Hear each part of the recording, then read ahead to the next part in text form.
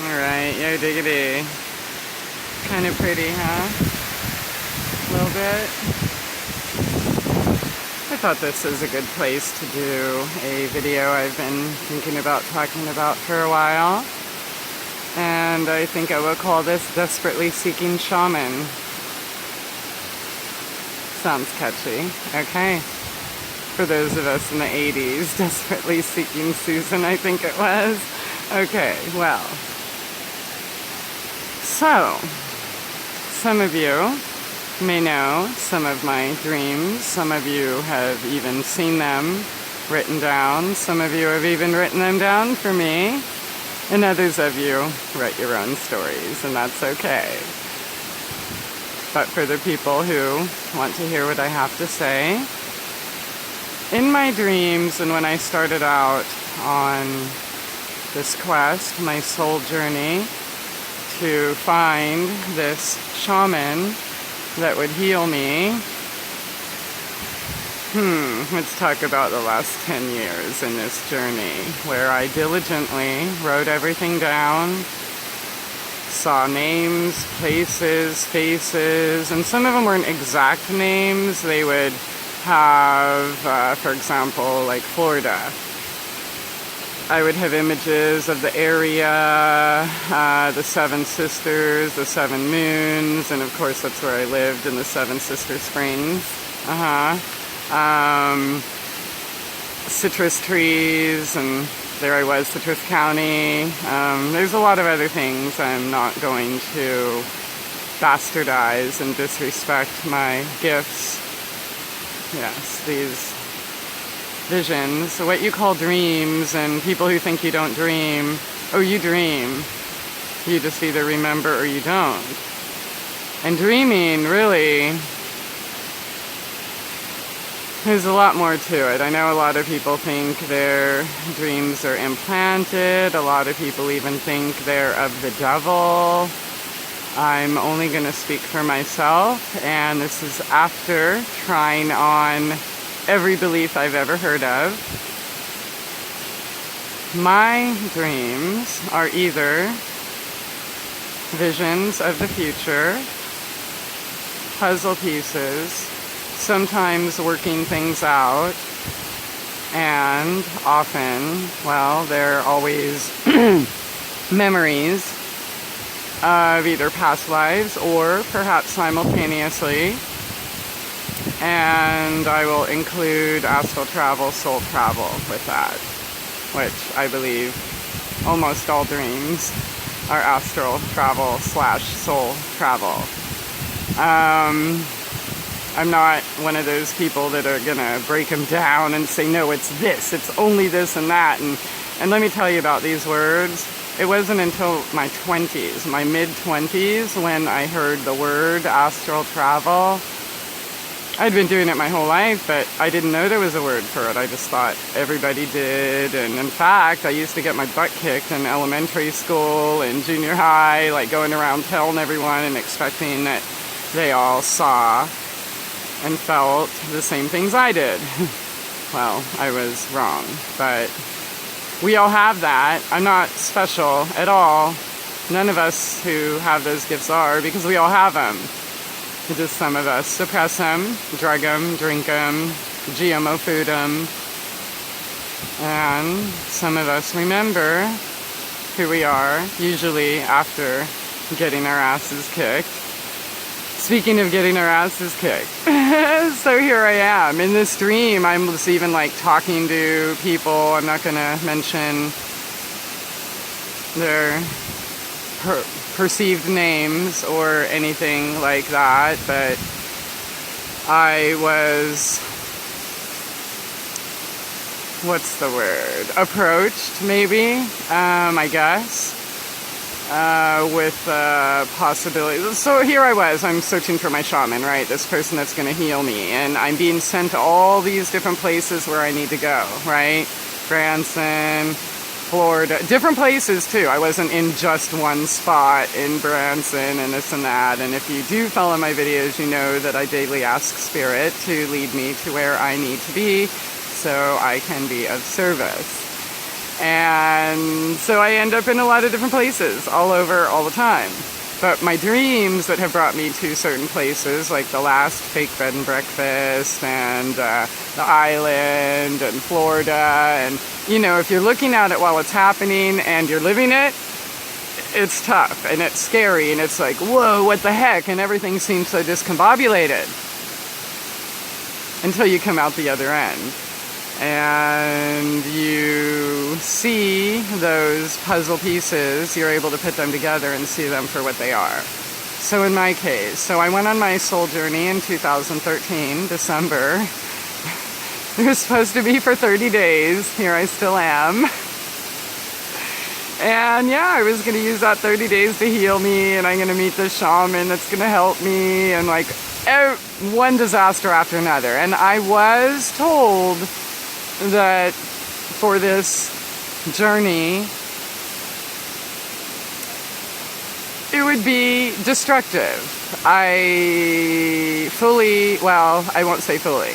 I thought, in my naivety, that I was fully aware of the consequences of losing everything, because I thought I already had, right? I already didn't have parents. I already didn't have a big home.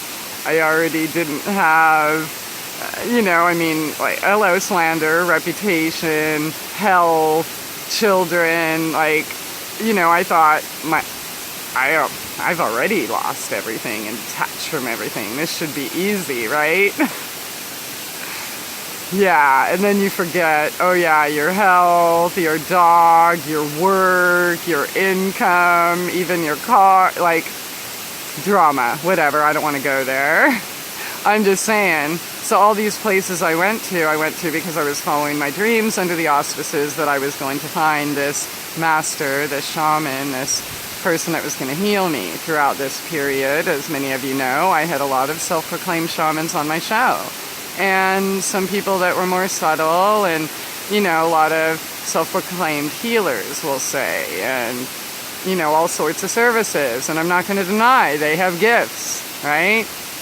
They have gifts. So I'm definitely not knocking that. But I do want to ask this. If they were healing you, why would you have to go back? It's like when you take pills from the doctor and they're supposedly curing you, but then you're on them your whole entire life, and 12 more. Well, if they worked, why would you have to take them your whole life? And why would you need 12 more? So, just putting that out there. So I went to all these places and suffered all this destruction, and for the first 2 years, remember my brain infection and my memory wiped, I kind of forgot about the incident in the July new moon in 2013, which was also prompted by a dream that came to me in November 2012, where it took me that long to feel that I was prepared to embark this initiation. That's what it is. You either die or you don't. And I guess I didn't. And I should have. And I did tell a couple friends what I was going to do. And, they were worried and pissed and all this stuff. But I was called to do this long before. Long ago. Not going into details. So there it was. There was the time I did it. All I remembered that at the time was it was a 2-year period. Life, death, life cycle. Initiation. And there came the real destruction and best friend betrayals and, everything. The hospitalizations, the losing my memory, ability to talk, ability to walk. It didn't end. And then I started thinking, and in fact I talked about it in a video, something about saying goodbye, right after I built that last beautiful garden. And then we had to run and leave it behind. And there I was in that place that was in my dreams that I had told people about and written down and seen it. And there I was saying goodbye. And so I was questioning, were these implanted dreams? Are they of the devil? Maybe I was wrong. Maybe they're right. Maybe, am I reading them wrong? Why do they keep bringing me to this chaos and destruction? Where is this shaman that's going to heal me? When are things going to go smooth? When am I going to finally understand what I sought to learn?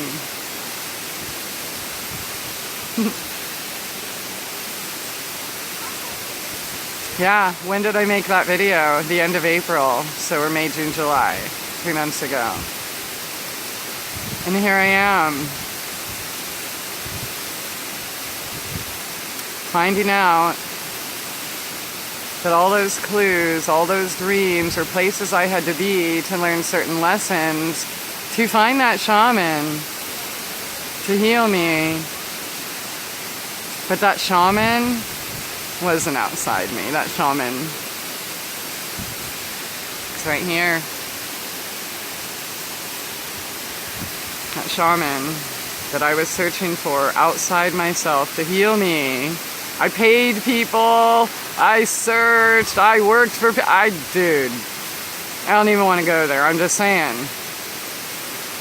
Didn't happen with any of those people, situations outside myself.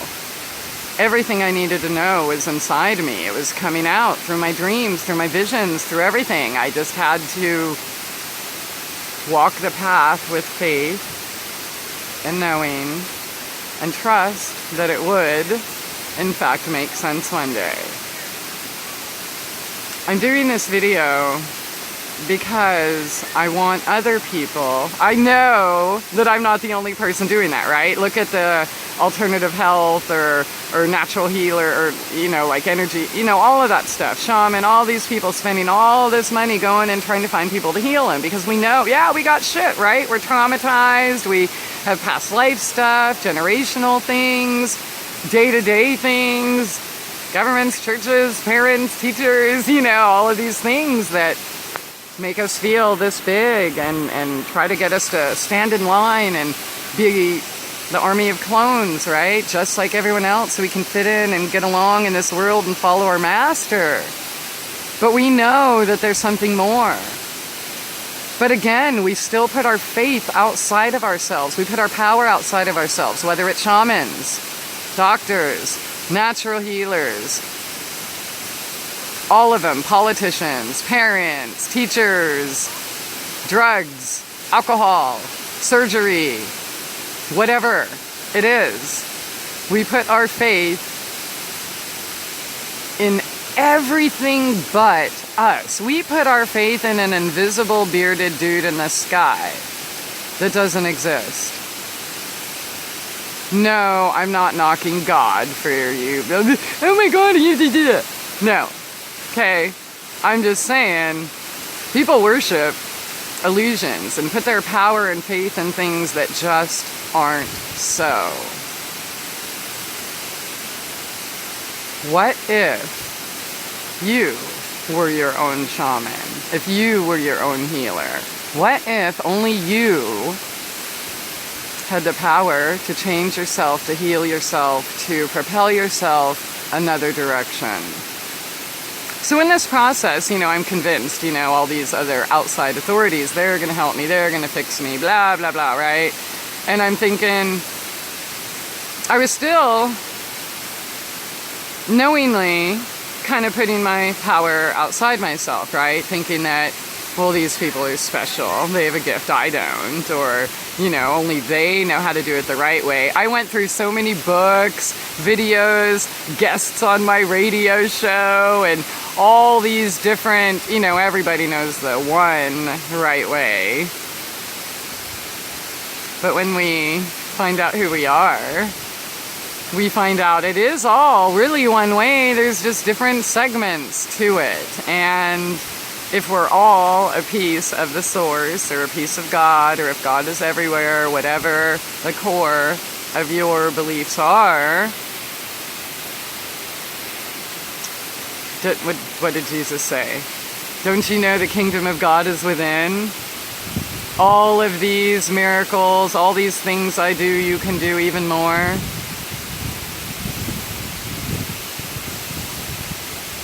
And I am so not Jesus. However, haven't I been saying all these years when certain people want to like think, oh, I'm the only one that can heal myself. I'm the only one that can blah, blah, blah. Bullshit. Only Christie is brave and cool enough to do this and build her own house and blah, blah, blah, blah, blah, blah. No. And you want to know what? I'm going to be honest. Right here. One of the reasons I didn't want to go back in radio is because of that. That like cult-like following certain people, putting me on a pedestal as if like I'm the only one that can do the things I do. And granted, I know I do a lot. I accomplish a lot. I get it. But we all can. I am not special. You can do all of this and more.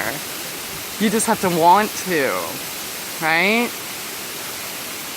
So, I would like to encourage those of you who still believe that there is an outside authority, this shaman you're desperately seeking to heal you. I would like to encourage you to stay on your path, but realize your own greatness and your own ability. Look, there's a lot of people that I won't work with, I won't heal. I don't even care how much money they offer to pay me. I won't do it. Why? Because they think it's a quick fix. They think that I could just make one magical oil, or one magical pill, or one magical hands-on healing session, or energetic, whatever. I don't have a name for what I do. Energetic something. No, it's not any of the categories you want to name. Don't tell me how to do what I was born with. But I won't work with certain people because they expect me, and I know you other healers, right? You understand. They expect you to do everything with this one magical whatever, and they don't want to do anything. Like, for example, say holistic health coaching. They want to, they'll go on a so-called diet, right, for a couple weeks and detox or this and that, and like take a pill for 30 days. Or even if they take the pill longer, but they won't change their lifestyle. They're still drinking like a fish. They're still partying. They're still doing drugs. They're still taking pills. They're still eating fast food. And like, you can't, the saying, God helps those who helps themselves. I really found out the meaning of that. And I found that out by working for people who said they wanted all the things that I have or can do, right? Like, they want to learn my craft, they want to learn to garden, they want to learn to cook healthy and rent a, things like that. The thing is, though, when I got to their homes, they had never even attempted any of it. Yet when other people hire me that already have gardens, that already eat well, that already clean the mold in their homes, or, things like that, dump their own trash, people like that. Well, then when I go teach them or build for them or whatever, not only do I get paid, they appreciate it, they learn, they take care of it, and it sticks with them for the rest of their life. The gift that keeps on giving, right? So I really learned in that fake bed and breakfast, never again will I try to help someone who won't help themselves, or who hasn't already attempted to plant the seeds of what they say they want, right? I've talked about doers and talkers. There's doers and talkers. The people who are talking all the time aren't doing. By their fruits, you will know them, right? So, thanks for the lessons. I did find that out, and I am truly thankful. But yeah, I want to encourage you to tap into your own power. And you know what? You might have to get your ass kicked like me. Big deal. Guess what? I'm still here, right? I made it. Like, so can you. Put some faith in the God source within you, right? You think your path is insignificant, right? There's only just those chosen few making money that are gonna save you, and really? Where is if you do believe in God and a creator and this and that, he or she or whatever create you to, wouldn't you be at least equally as capable? At least somewhere? No, we're not the same. No, we're not all going to have the same gifts. No, we're not. And that's the beauty of it. Put some faith in yourself, right? Love your neighbor as yourself. Love, what? I don't need to preach any verses. I'm just trying to say, if you are desperately seeking shaman, that shaman might be inside you. I'm not saying don't talk to other people, don't listen to other people, don't go to all of them. Really, listen to all of them, read all the books, do it all. That's the only way you're going to know that there's something else out there that exists. You know, a lot of people will like read one book or listen to one show or watch a YouTube video and think that, oh, I got it. This is the way, the only way. No, baby. And I am not going to shatter your illusion. I am just going to invite you to embark on a journey of discovering your true power, and that you just may be the shaman that you're seeking. Look at that beautiful.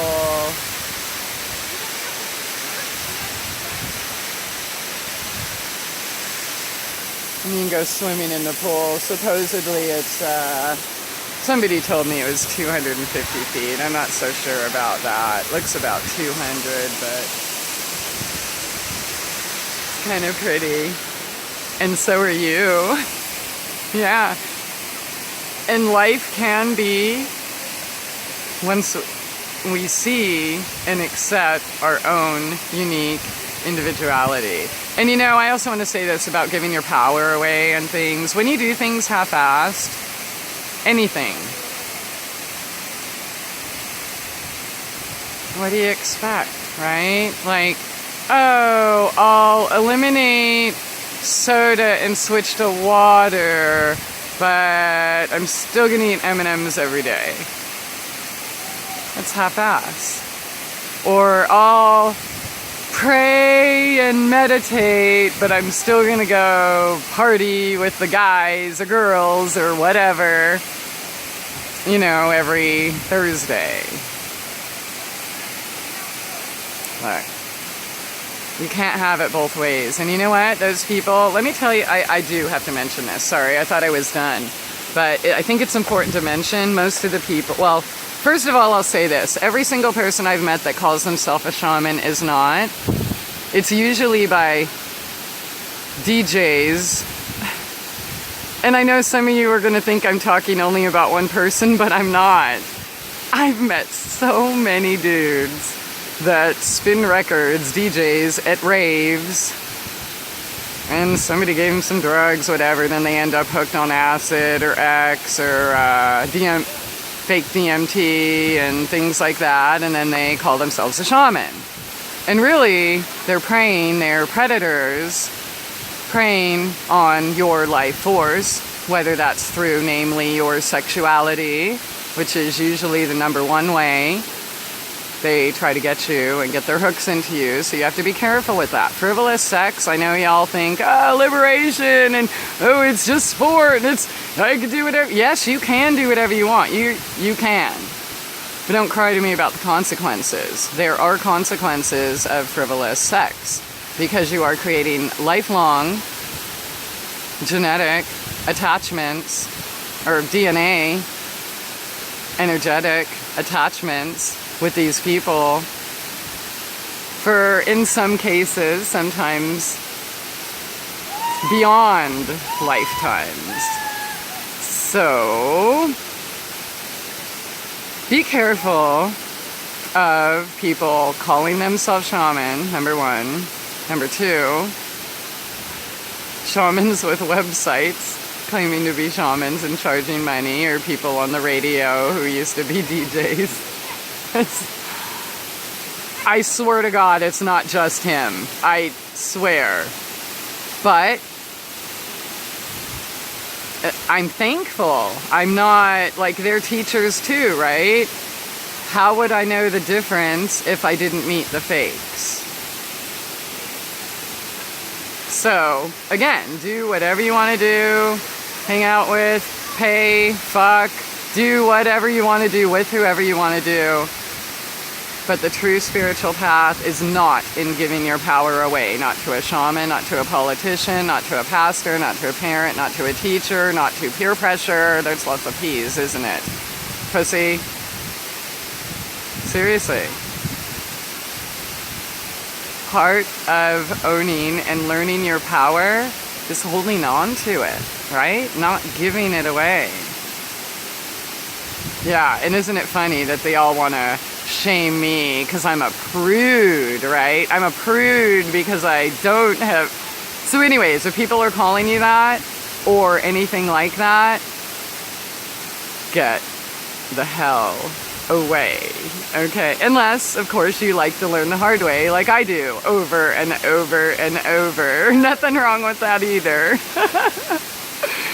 Okay, yeah, so be careful of that. I mean, we're all just learning anyways, and we're all exactly where we need to be at all times. So thank you for joining me, and yeah, see you next time. Bye.